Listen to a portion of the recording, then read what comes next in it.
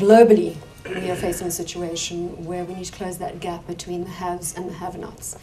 Employment needs to be high on the agenda. It's the elephant in the room when we talk about Africa, and certainly South Africa.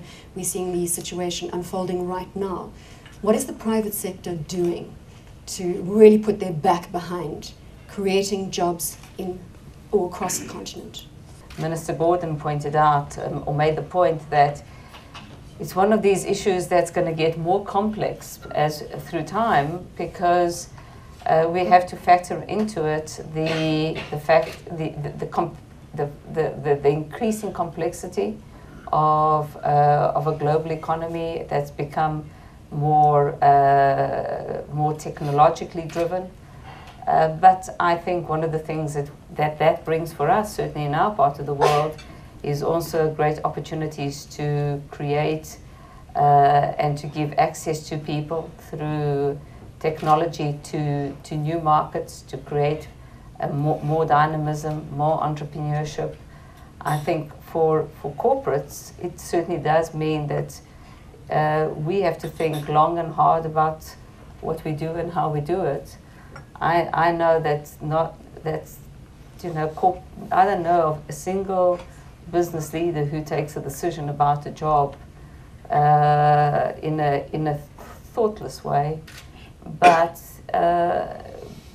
we also live in a world that's increasingly competitive, and so the solution, there's no silver bullet here.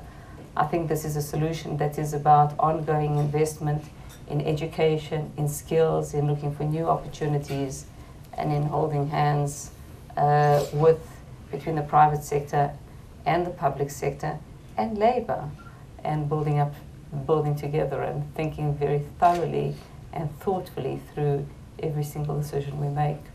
Brian, continuing with the theme that the Finance Minister brought up, and Maria has again reiterated, that is the innovation, technological innovation, and how you balance that with job creation, human capital. In the infrastructure space, how are you doing it? I think that we're going to also have to think about the mobilization of the retail market, especially on the continent where we don't have a well-developed, for example, a bond market, when I say bond, I mean mortgage market for property at the retail level. I think African governments increasingly have to look at legislation to enable that to happen, because it unlocks a lot of value and mobilizes a lot of capital at the retail level for people to put their money into products, houses and homes, for which they can borrow money and build and leverage on. Secondly, we have to understand our savings as the continent, especially pension fund savings. The pension fund savings that already exist, we must understand where they are invested, and we have to find avenues for the pension funds to invest in infrastructure and in products on the continent, in manufacturing, where these pension funds can invest, because a lot of them are invested outside of the continent, and that represents a flow, investment outflows from the continent. So we have to encourage savings, we have to encourage more pension funds to be set up, but we have to understand how the current ones are working.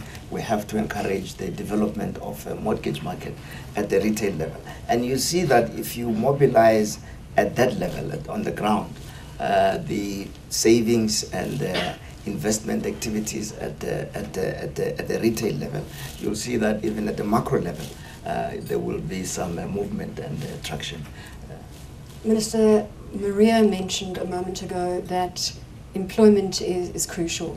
Labor legislation, rigid labor legislation does not go hand in hand with entrepreneurship. Entrepreneurs are going to be the lifeblood of the African continent. I've had the opportunity to debate this topic with you previously. Your thoughts on labor legislation, and perhaps just throwing in one more fact. If we look at the Arab Spring, a lot of that is placed on rigid labor legislation, leading to high youth unemployment. I think that we need to see employment not as an incidental outcome of other things like growth, but actually as a target in its own right.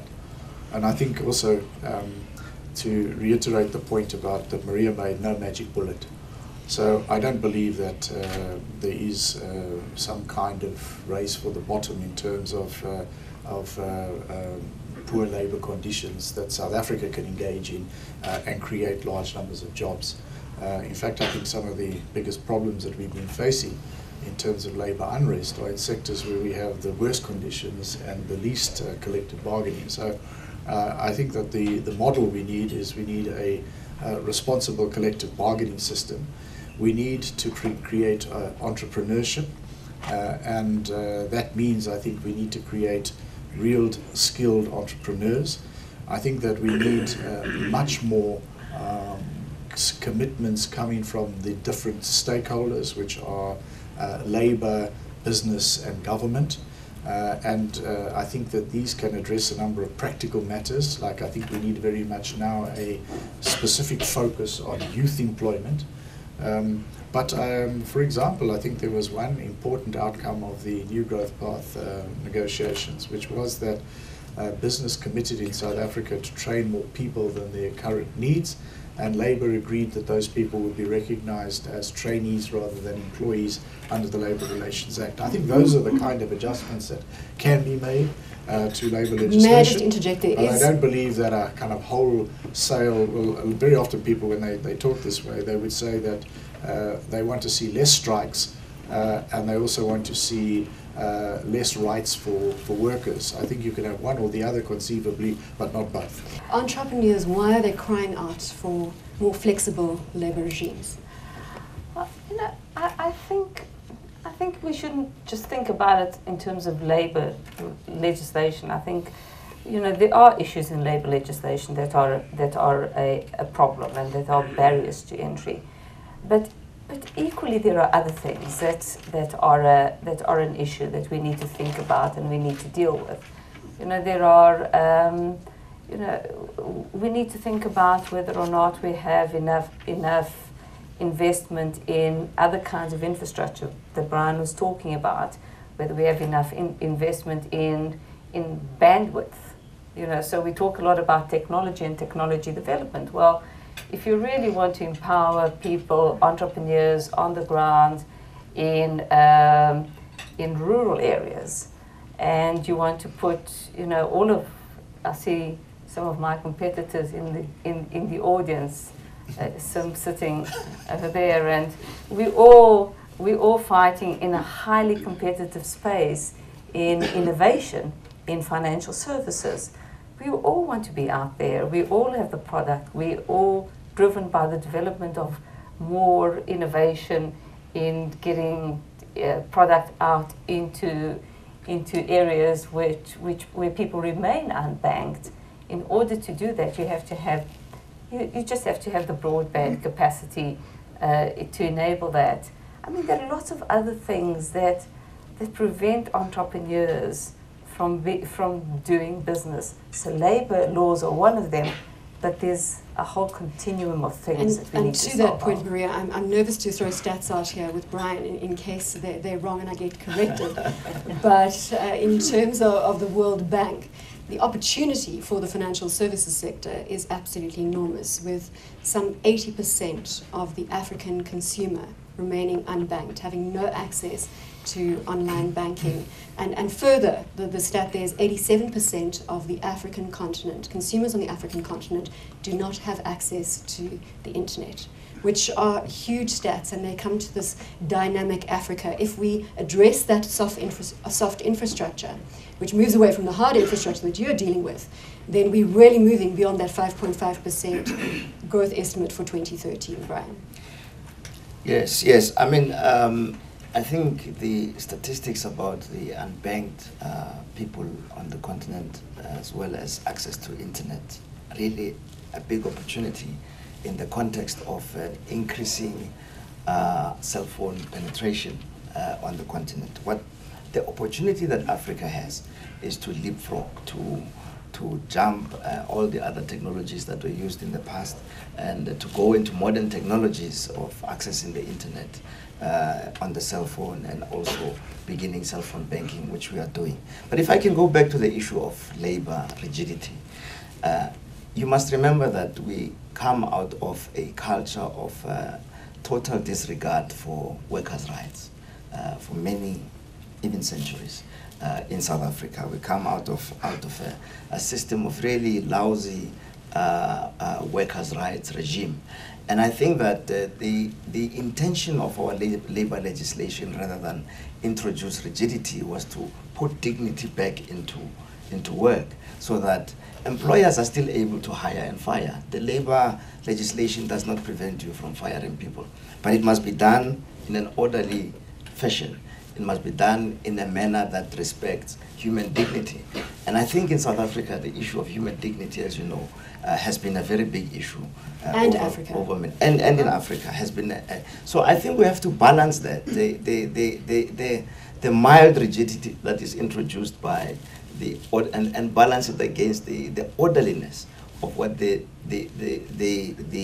labor regime, our legislation, hopes to introduce. And unfortunately, that is a history that will come out of in South Africa, and the legislation tries to address that. Employers have to take that into cognizance and try and operate within the framework.